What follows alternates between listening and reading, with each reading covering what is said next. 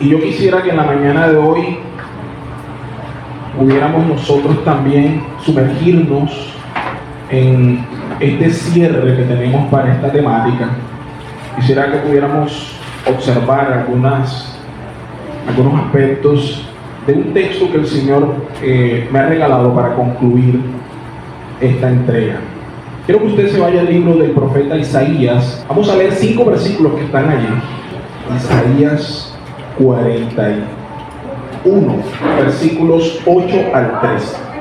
Quiero empezar leyendo este capítulo 41, que expresa o continúa la manera como el capítulo 40, que es el texto que está antecediéndolo, habla acerca del carácter de Dios, habla de su carácter creativo. Sin embargo, en este capítulo 41, lo que más se resalta acerca de Dios es su trato con nosotros. Y quiero traer estos versos porque están inmersos en una situación crítica que estaba pasando el pueblo de Israel. El pueblo de Israel, a causa de su pecado, había sido llevado a un periodo muy crítico, muy difícil de disciplina. Ellos estaban viviendo la retribución de su extravío, a pesar de que el Señor les había convenido en múltiples ocasiones que se volvieran, que se arrepintieran, que regresaran. El pueblo insistía en seguir llevando a cabo la desobediencia con la que caminaban. Y es que cada vez que el pueblo de Israel tenía una situación difícil, ellos no corrían delante del Señor, sino que lo hacían a los ídolos. Esa idolatría les llevó a perder de vista la esencia del Padre que les había tomado por pueblo. Así que en esa situación estamos, amados, en el capítulo 41. Un pueblo disciplinado, un pueblo que estaba siendo azotado, un pueblo que además estaba en una situación de decadencia moral y un pueblo que estaba a punto además de vivir una invasión terrible. En ese marco y en esa situación, el profeta Isaías comienza a hablarles. Inicialmente los está llamando al arrepentimiento, les advierte lo que les va a venir si continúan en su prevaricación. Ellos siguieron, de hecho, en esa actitud pecaminosa. Sin embargo, el Señor les quería dar constancia y recordarles que, pese a toda la infidelidad que ellos habían cometido y al pecado con el cual ellos querían estar constantemente practicando, el Señor todavía seguía teniendo misericordia y amor de ellos. Y es en el marco de esa situación cuando el Señor habla. El capítulo 41 empieza diciendo: escuchadme, costas, esfuércense los pueblos, acérquense y entonces hablen, estemos juntamente a juicio. Entonces está el Señor llamando a las naciones paganas. Esto de las costas realmente hace referencia a los confines de la tierra. Y viene el Señor y le hace las siguientes preguntas: ¿quién despertó del oriente al justo? Lo llamó para que le siguiese. Entregó delante de él naciones y le hizo enseñorear de reyes. Los entregó a su espada como polvo, como hojarasca que su arco arrebata. Lo siguió, pasó en paz por caminos por donde sus pies nunca habían entrado. ¿Quién hizo y realizó esto? ¿Quién llama a las generaciones desde el principio? El Señor responde diciendo: yo, Jehová, el primero, y yo mismo con los postreros. Versículo 5 dice: las costas vieron y tuvieron temor. Los confines de la tierra se espantaron y se congregaron y vinieron. Cada cual ayudó a su vecino y a su hermano y dijo: esfuérzate. El carpintero animó al platero, y el que alisaba con martillo al que batía en el yunque. Y decían lo siguiente: buena está la soldadura. Y lo afirmó con clavos para que no se moviese. Este versículo, o estos versículos que acabamos de ver, son la respuesta que hacen las naciones cuando el juicio de Dios se levantó.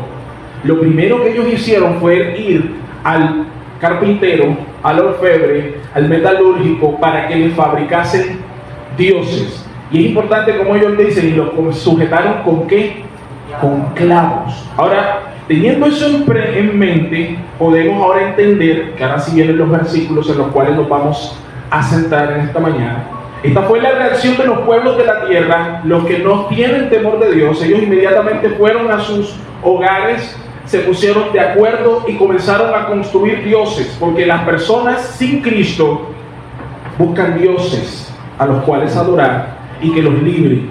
Tienen ojos, pero no ven. Tienen oídos, pero no escuchan. Tienen pies, pero no se mueven. ¿Por qué? Porque ellos han sido hechos por hombres, a imagen de esos hombres que lo hicieron. Verso 8. Ahora sí empezamos nuestro texto de la mañana de hoy. Dice, diga conmigo, pero tú Israel. Pero tú Israel. Wow.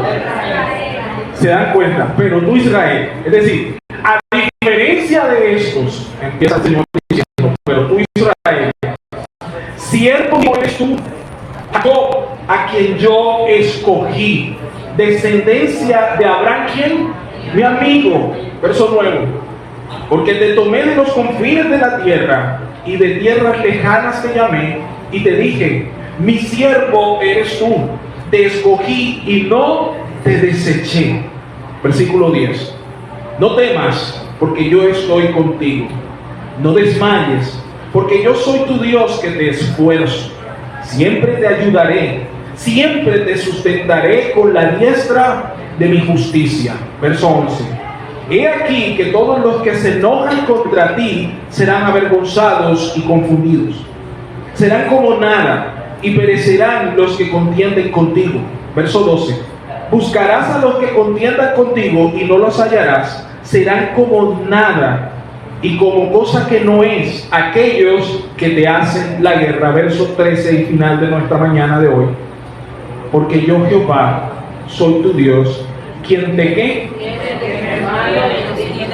Y te dice, yo te ayudo. Dios bendiga su palabra en la mañana de hoy. Lo primero que quisiera afirmar para cerrar esta serie que el Señor nos ha permitido ver durante estos 4 domingos es que el Espíritu del Señor es quien afirma tu identidad. ¿Cuántos saben eso?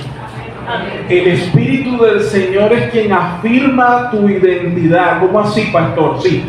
El Señor es quien afirma tu identidad a través de su Espíritu Santo en los momentos de crisis. Pastor, ¿por qué usted dice eso? El versículo 8 y 9, Dios está tratando con un pueblo que estaba en estado pecaminoso, desviado, en el que había crecido la inmoralidad, en el que de una u otra manera se habían contaminado con prácticas de los otros pueblos de la tierra. Ellos actuaban en muchas cosas similarmente a los otros pueblos que el Señor no había escogido. Pero a pesar de que ellos actuaban y hacían cosas como las personas o como las naciones paganas, el Señor les recuerda que ellos no son como los otros. Por eso el Señor va a decirle, pero tú Israel, siervo mío, eres. ¿Alguien me está entendiendo en esta mañana? Puedo decir, cada vez que vienen a nosotros momentos de prueba, escucha iglesia, cada vez que vienen a nosotros momentos de pruebas desafiantes, cada vez que nos sobrevienen crisis, Satanás tratará de robarte la identidad como hijo del Señor. Satanás va a tratar de robar, de hurtar la identidad que Dios te ha dado en Jesucristo. Él pondrá tropiezo para que dudes sobre quién eres en el Señor, sobre si vale la pena estar en sus caminos. Comenzará a tratar de hacerte dudar si eres realmente creyente, si puedes seguir sirviendo, si puedes seguir adorando, si puedes seguir congregándote. ¿A alguien le ha pasado? En medio de una crisis, estas cosas siempre son atacadas. Tienes una crisis matrimonial, tienes una crisis con tu cónyuge y comienzan a suceder cosas que no son gratas, que no son agradables. ¿Qué hará Satanás? Tratará de convencerte que la crisis que tiene es precisamente porque tú no eres lo que afirma Dios que eres en Cristo. ¿Alguien me está entendiendo? Por esa razón, familia, es que Dios decide atacar la situación de Israel desde la afirmación de quienes son ellos en Él. Miren, amados, una de las cosas que más tenemos para darle gracias al Señor es que el Señor nos tomó una sola vez y para siempre como hijos. Amén. No me voy a cansar de decir cuán bueno es el que tú seas hijo, el que tú puedas disfrutar que hoy tienes un Padre que te ama, un Padre que entregó lo que más importante era para Él, su propio Hijo unigénito. No hay amor más grande que este. No hay amor más grande en la tierra que nos pueda señalar cuánto nos ama el Padre, porque el Padre lo que mejor tenía nos lo entregó todo, que era era su Hijo Jesucristo. Por eso Israel, a pesar de su situación crítica, porque estaban en un momento crítico, el Señor desde los cielos lo primero que le dice es: pero tú, Israel, eres mío, eres mi siervo. Amado, yo no sé qué estés batallando tú en tu casa o en tu situación diaria o a lo mejor en tu trabajo, pero lo que yo quiero recordarte es que el Espíritu Santo es el único que puede afirmar tu identidad en los momentos que tú estás en crisis. Satanás va a atacar tu identidad siempre, procurará hacerte retroceder. Por eso el Señor nos sujeta fuertemente con palabras de afirmación. Miren que no en vano en las Escrituras encontramos muchas palabras que afirman nuestra condición como creyentes, que afirman nuestra condición como cristianos, que afirman nuestra condición de hijos del Señor. Usted tiene que preguntarse, en estos tiempos, ante la prueba, ¿cuántas veces quizás usted ha dudado de su autenticidad como creyente? Algunos tendrían que mirarse la contramarca. Cuando te sientas pirata, vea la marquilla. Y la marquilla dice aquí: Made en Cristo, hecho en el Señor. Si tú tienes duda de quién tú eres, búscate la marquilla espiritual que dice: hecho en el Señor, fabricado en el cielo, justificado una sola vez y para siempre. En esa marquilla que ustedes encuentran normalmente en la ropa, ¿verdad? Encuentran unas instrucciones de lavado. Normalmente la ropa trae unas instrucciones de lavado. Ahí en las instrucciones dice: hecho para durar para la eternidad en Cristo. Lavado una vez y para siempre. Lavado una vez y para siempre. No necesitas más. ¿A quién lo cree? Amén. Lavado una sola vez y para siempre. Justificado una sola vez y para siempre. Amado, Satanás tratará de hacerte pervertir el camino. Pero los que estamos en Cristo somos justificados en Él. Ahora, el Espíritu Santo del Señor es el encargado de afirmar esa identidad en tu vida. ¿Y esto qué quiere decir, pastor, en nuestra vida diaria? Que tú y yo tenemos que procurar ser afirmados diariamente por Él. Padres que estamos en la labor de crianza, padres y madres que estamos criando a nuestros hijos, es importante que el Señor nos esté afirmando continuamente para nosotros poder también afirmar a nuestros hijos en su identidad en el Señor. Este es un mundo que está atacando continuamente la identidad. Ataca la identidad de tus hijos así como ataca la tuya. Imagínate, si tú siendo grande, adulto, que tienes más años incluso que ellos, tienes tus días en que te levantas y no sabes cuando miras al espejo si eso que está ahí eres tú, porque no te gusta lo que ves, porque no estás conforme con lo que ves. Ahora imagínate cuánto daño puede hacer Satanás en ellos. Levante su mano y diga: yo soy afirmado para afirmar a otros. Allí vamos en el Señor. Por eso el Señor va a decir y recordarle: porque tú eres mío. Y luego dice: tú, Jacob, es decir, le recuerda la antigua identidad. ¿Se acuerdan? Cuando Jacob va a aquel monte a pelear con el ángel de Jehová, en esa lucha, usted sabe qué ocurre, que el Señor no termina de batallar con él, porque Jacob no desiste. ¿Hasta cuándo? Hasta cuando el ángel de Jehová toca la coyuntura de Jacob. Usted también conoce, para los que no, saben que la palabra o el nombre Jacob significa el engañador, el usurpador, el que suplanta. Es decir, es una identidad completamente ajena al destino y al propósito que Dios tenía con él. Ahora, escúchame una cosa. ¿Cuántas veces Jacob no se habría sentido a lo largo de su andar con el Señor? ¿Cuántas veces después de aquel momento en que el Señor tocó su vida, no sintió que él era el Jacob de siempre? ¿Cuántas veces no lo hicieron sentir? Tú no has cambiado nada. Tú sigues siendo el mismo tranza, el mismo embaucador, el mismo engañador de siempre. Porque hay momentos en los que tú caes, amado, pero hay momentos también donde esa caída va a querer robar la identidad nueva que Dios ha puesto en ti. Y tú y yo tenemos que aferrarnos. Por eso hemos hablado estos domingos de la profunda necesidad de ser sostenidos por el Espíritu del Señor. Nadie puede afirmarte, ni pastor, ni líder, ni nadie, ni siquiera esposo, esposa o padre. Nadie puede afirmar tu identidad de la manera como Jesús, a través de su Espíritu Santo, lo hace contigo. Nadie. Nosotros ministramos desde la libertad para que el Señor trabaje en los corazones esa libertad que nos ha sido dada. Somos un medio de gracia. Por eso me gusta la forma en la que el Señor paternalmente toma a Israel. Le recuerda que es suyo y luego le recuerda que su antigua naturaleza, es decir, de Jacob, usurpador, tranza, póngale los nombres que usted quiera, ya no le corresponde. Él va a decir: mío eres tú. Luego dice: tú, Jacob. Me encanta porque el Señor no lo escoge cuando él hizo lo bueno. Así es. Mira cuando lo escoge. Le dice: tú, Jacob, a quien yo escogí. A quien yo escogí. ¿Cuándo lo escogió? Cuando era un tranza. Cuando estaba, como dice la Biblia, inmerso de delitos y pecados. Cuando era Jacob. Dios te escogió y Él conoce muy bien de dónde te escogió y cuándo te escogió. Lo vil y lo menospreciado de este mundo, dice la Escritura, escogió Jehová para avergonzar a los sabios. ¿Cuántos de nosotros nos hemos criado en casa con las palabras: es que tú nunca, es que tú siempre? Esa señalación, mis amados, golpea duro. ¿Sabes por qué? Porque atenta contra nuestra identidad.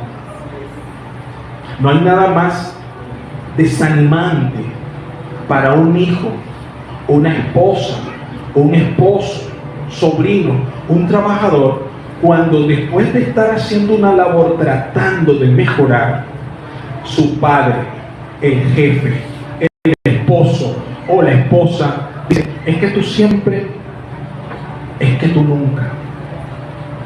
¿Le ha pasado? Hay un desaliento profundo en esa frase, ¿o no? La reacción natural de uno es rebeldía. Inmediatamente dice: entonces ya no, ahora sí lo voy a hacer así de maldad para que veas tú. Porque entonces uno viene y saca, hablando de la basura, por ejemplo, un hijo: es que tú nunca sacas la basura. Oye, la sacó, ese día se le olvidó, viene haciéndolo, pero tú vienes y lanzas él. Es que tú nunca sacas la basura, es que tú siempre me haces caso. Oye, ni es nunca, ni es siempre. Esas frases desalientan porque atentan contra la identidad. El Señor, en cambio, no le dice a Israel: es que tú siempre me aborreces, es que tú siempre me desechas. No, el Señor le dice: mira, Jacob, yo te escogí. Y luego le agrega: descendencia de Abraham, mi amigo. Wow. Y esto trae a colación el pacto.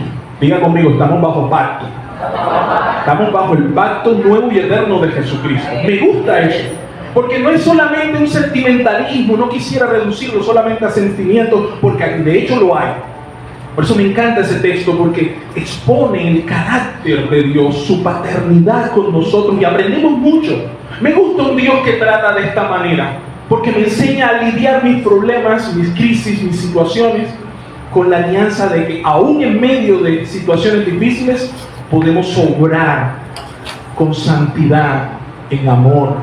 El Señor le va a hablar a Israel y lo está reconviniendo, pero antes de hacerlo le recuerda: mira, tú estás actuando mal, pero yo quiero decirte que yo no te veo como tú te ves. Tú te ves quizás como un engañador, pero yo quiero recordarte que yo te veo como amigo. ¿Sabes por qué? Porque te veo a través del pacto que hice con Abraham, tu padre. Estas palabras en el pueblo eran significativas, porque después de años y años de alejamiento del Señor, que Dios les recordara que su pacto con ellos seguía estando tan vigente como lo había hecho con Abraham. Era una bocanada de aire en medio de la tormenta. Y acuérdate que el Señor lo que quiere es que nosotros nos volvamos a Él. Amén. Viene el pacto, ¿verdad? Por eso Dios se volvió a Israel para consolarles en su pena, en su sufrimiento. Y en lugar de decirle, mira, las naciones del mundo, cuando tienen crisis, lo que hacen es irse a sus casas a martillar madera y hierro y hacerse un ídolo. Pero tú, que eres mío, cuando tienes crisis, tú vienes a mí. Amén. Porque somos amigos. Les recuerda la amistad, porque ellos en ese momento estaban en una situación de desobediencia. Es como un padre que sabe que su hijo está caído y al final, así como lo vemos con el hijo pródigo, en vez de esperarlo con un bate o con la correa escondida acá, ¿verdad? Como lo vemos nosotros en los memes, entre que no le va a pasar nada. El Padre que está en los cielos, que te conoce, no te está esperando con triquiñuelas, con el bate escondido. Entre que no le va a pasar nada. El Padre que está aquí te dice, porque este es mi hijo que estaba perdido, mas ahora ha sido hallado. Amén. Esa es la categoría del Padre que tenemos. Amén. Sé que es difícil a veces cuando nosotros hemos estado tan inmersos en situaciones de relaciones tóxicas, difíciles, disfuncionales, entender, pero amado, necesito que en esta mañana tú puedas entender la clase de Dios que dice, yo te sostengo. Esa es la naturaleza del Padre que tenemos que ministrar en nuestras casas, en nuestros hogares y en la iglesia. El Padre que restaura, el Padre que recibe, el Padre que está dispuesto a afirmar la identidad pese a la infidelidad. Yo lo creo así. Antes, tú y yo éramos traidores. Éramos los Jacob, engañadores, huyendo de la presencia del Señor. Pero cuando Cristo se hizo real en nosotros y llevó nuestros pecados cautivos a la cruz del Calvario, entonces el Señor nos tomó por hijos. Y lo que promete es, no te voy a desechar. Dios al que toma por hijo, lo sostiene hasta el final. Amén. Y recuerden que nuestro final es el comienzo. Nuestro final es el comienzo. Entonces, ahí es cuando comienza la fiesta. Ahí es cuando comienza lo bueno, que es el reino de Jesucristo. ¿Cuántos creen en esa promesa? Amén. No te desecharé. Ahora, Josafat sabía que Abraham era amigo de Dios. Lo vemos en 2 Crónicas 27. No lo busqué, solo quiero citarlo. Él hace cuenta de que Abraham fue amigo de Dios. Y la Biblia luego en Santiago, capítulo 2, verso 23, nos dice también Santiago que era consciente de que Dios lo llamaba amigo. Y lo vemos en Éxodo y lo vemos luego en Números. Esta palabra amigo no es irrelevante. No es una palabra casual que apareció allí cuando Isaías lo colocó. No, porque esa palabra amigo lo que quiere simbolizar es el tipo de relación que Dios quiere construir con cada uno de nosotros. Una relación que va más allá de la religiosidad, es una amistad entablada, tanto que el Señor Jesucristo va a retomar este pensamiento. Y luego lo vemos nosotros en Juan capítulo 15, verso 15, es un texto conocido de nosotros del Evangelio, cuando Jesús dice, ya no os llamaré siervos, porque el siervo no sabe lo que hace su Señor, pero los he llamado amigos, porque todas las cosas que oí de mi Padre se las he dado a conocer. El estatus que tenemos hoy en Cristo es el estatus de ser amigos del Señor. Cuando estamos en Cristo, podemos entender que el Espíritu Santo nos está jalando. ¿Cuántos sienten que a veces el Espíritu los jala? Los jala, sí, te jala, porque el Señor te cela. Eso dice la Escritura. El momento en que tú te estás alejando y estás coqueteando con otras cosas y el celo de Jehová se enciende. Y su Espíritu Santo te agarra y te dice, no, ven para acá porque mío eres tú.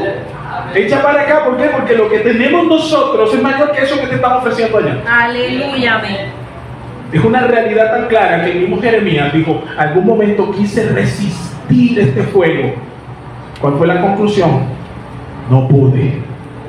¿Por qué? Porque el fuego de Jehová me consume. Hay algo sobrenatural, amado, cuando estamos nosotros en medio de la fe cristiana. Va más allá de la moral y del buen comportamiento, va más allá de sentarse cada domingo aquí. Es una cosa que trasciende más allá de los pensamientos nuestros. Y es que todos estamos unidos como una vasta red espiritual, concertados entre sí, donde el Espíritu del Señor se mueve soberanamente entre nosotros. Cada vez que nosotros tenemos una situación problemática, no importa que no sea la tuya, sea de alguien de acá, empieza a surgir en nosotros una carga. Eso no es porque tú seas el más sensible de la iglesia. Déjate de inventos. Eso no es porque es que tú eres una persona social. No, eso es porque el Espíritu del Señor te mueve en esa dirección. Al creyente. Lo segundo que quiero expresar, lo primero que expresamos en esta mañana para recordarles, mis amados, es el Espíritu del Señor es quien afirma nuestra identidad. Tú necesitas ser afirmado. Miren, aquí hay momentos donde la vida diaria se nos hace difíciles y necesitamos que el Espíritu Santo nos afirme quiénes somos, nos recuerde quiénes somos en Él. Porque muy fácil uno pierde la perspectiva, sobre todo cuando está inmerso en un problema. Cuando la carga viene, la crisis viene, la enfermedad viene, la situación económica comienza a quebrarse. Cuando el hogar comienza a resquebrajarse, uno comienza a dudar hasta de las pisadas de uno. Porque lo que antes era, ahora ya parece no tanto. La sabiduría pareciera eludir. Entonces lo primero que va a hacer Satanás es atacarte y va a decirte: mira, tú no eres pastor, tú no eres ministro, tú no eres esposa, tú no eres esposo, tú no lo haces bien, tú no eres buena madre, tú no eres buen padre. ¿Sí me están entendiendo? Ataca nuestra identidad y ahí empezamos a perder el control. Y ahí es: Houston, tenemos problemas, Houston. El avión se va a estrellar. ¿Quién es el que te sostiene en ese momento? El Espíritu Santo, que afirma tu identidad. Él viene a afirmarte. Sigue diciendo el texto: porque te tomé de los confines de la tierra, de tierras lejanas te llamé. Y le agrega: mi siervo eres tú, te escogí y no te deseché. Afirmación de identidad. No importa cómo tú estás dando vuelta hoy, Israel, pero quiero recordarte tres cosas: yo te escogí, yo te amé y no te voy a ¿qué? A desechar. Ese es el clase de Dios que nosotros adoramos. Un Dios de pactos que cumple su promesa. Por eso la Biblia va a afirmar de manera categórica que todas las promesas en Cristo son amén y así sea. Amén, así es. Porque Cristo no solamente tiene el poder para brindar promesas, sino que además Él las puede garantizar. Puede sostener. Tú puedes dar promesas, sí, pero a veces queriendo hacerlas, no las puedes cumplir. Ese no es el Dios que tenemos. El Dios que tenemos promete y cumple. ¿Cuánto creemos eso? ¿Tú lo crees? Yo lo creo. Estamos cerrando este tiempo de su Espíritu me sostiene. Entonces, fíjate que cuando Dios afirma la identidad nuestra, podemos sostenernos. Podemos sostenernos desde la esencia de quienes somos en Él. A través de que el Espíritu Santo, dice la Biblia, que Él va a recordar, va a traer a memoria los dichos de la boca del Señor a tu vida. Jacob, en este caso Israel, necesitaba ser afirmado por el Señor para que volviese a colocar la esperanza de que a pesar de su multitud de pecados, sobreabundante era la gracia para con él, y que su pacto no se iba a incumplir, que Dios traía sobre él una bendición, porque eso iba más allá del propio Jacob, más allá de Israel. Dios estaba hablando de Cristo. Sigue diciendo el Señor entonces en el versículo 10, me gusta eso: no temas, porque yo estoy contigo. Entonces lo segundo que quiero afirmar en la mañana de hoy es: su Espíritu nos sustenta porque siempre está con nosotros. Amén. La razón por la que podemos afirmar que su Espíritu nos sustenta es porque siempre está con nosotros. Esto parece sencillo, pero créame, amado, que no siempre logramos entender la veracidad de esta verdad. Escuche con atención. Después de que lo afirma con su identidad al pueblo de Israel y le asegura que no va a ser desechado a pesar de su rebelión y extravío, lo siguiente que hace Jehová en este texto a través del profeta Isaías es decirle al pueblo, no temas. Entonces el Señor le dice a ese remanente, no temas, porque yo estoy contigo. Escúcheme esto. Me gusta porque esto no es solamente un mandato, es un mandato y una promesa. El Señor demanda que tú y yo no temamos, pero además el Señor promete que la razón por la que no debemos temer es porque Él va a estar allí con nosotros. Yo creo que una de las cosas que trae la orfandad en la cristiandad de hoy en día tienen que ver con el hecho de que no disfrutamos a diario que tenemos un Padre Celestial. Amén. Es decir, tenemos una práctica religiosa, venimos, actuamos, hacemos cosas para el Señor, pero ha sido muy difícil que muchos de nosotros podamos desarrollar una comunión tal que el Señor lo sintamos como un Padre presente. Y eso tiene que cambiar, iglesia. Porque el Padre que tú tienes es uno que ha dicho, yo no te voy a abandonar, yo no me voy a ir como de pronto lo hizo tu padre biológico. Algunos de nosotros nos criamos con padre biológico, pero padre biológico que fue ausente. No es que se haya ido, pero es como si no hubiera estado. Y yo quiero decirte hoy, en la mañana de hoy, familia, que el Señor llega a nuestras vidas para llenarlo todo en todo, dice su palabra. Él va a afirmar aquellas cosas que no fueron afirmadas. Él va a enderezar aquellas cosas que fueron torcidas. Y Él va a hacer sendas donde en tu casa nunca las hubo. Él va a hacer todo de nuevo. Es la diferencia que tenemos con los no creyentes. Nosotros tenemos una bendita esperanza que no avergüenza. La esperanza de que el Señor nos ha dado vida nueva. Una vida como Él la puede dar. Entonces el Señor dice, no temas, porque yo estoy contigo. Tal como lo dice Romanos 8:31. Dice, si Dios es con nosotros, ¿quién contra nosotros? El Señor está con nosotros. Cuando pudiste decirle que no a eso que no te convenía, ahí también estuvo Dios. Amén. Cuando te abstuviste de decir aquello que primitivamente querías decir, pero no lo hiciste por causa de Jehová, ahí también estuvo Dios. El Dios de las pequeñas cosas es el Dios que articula su providencia. Y cuando nosotros caminamos en esa dimensión, amado, vamos a ser menos propensos a desmayar. Yo no estoy diciendo que no van a venir problemas.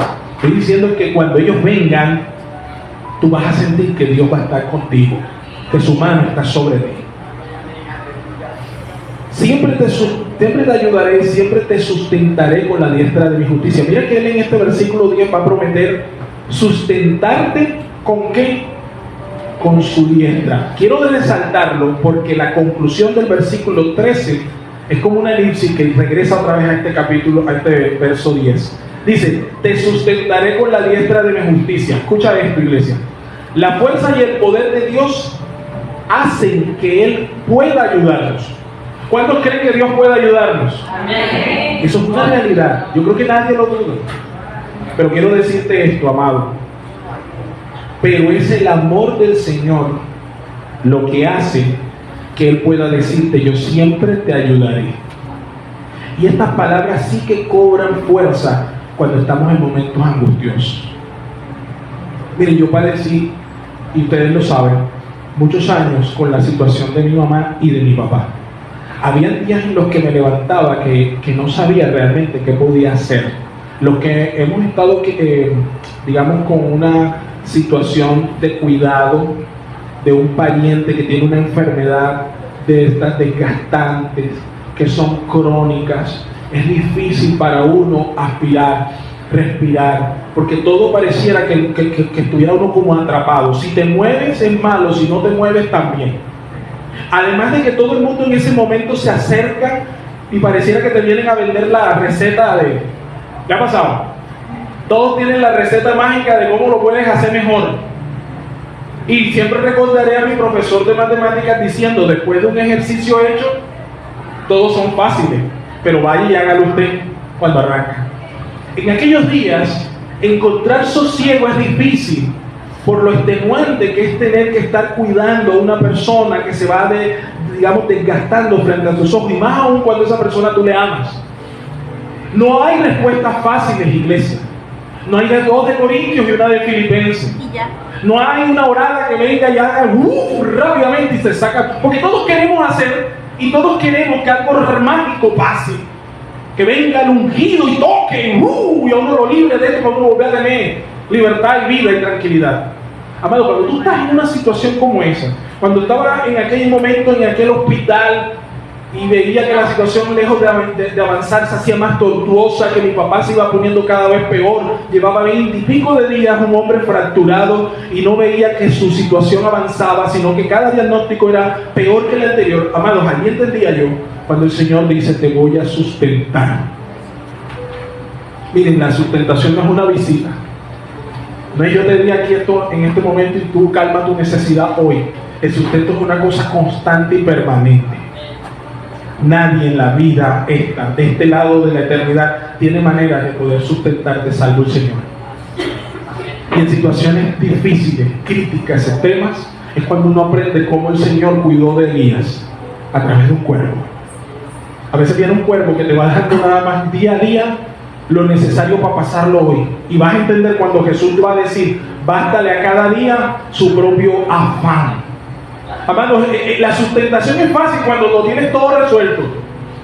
Cuando estás en flago en victoria, en bendecido, en gloria. Pero qué difícil cuando las cosas no están marchando de la manera como se supone que deberían marchar. Allí, amado, es donde esta mañana yo te recuerdo que no solamente el poder de Dios y su fuerza te sustentan, sino su amor.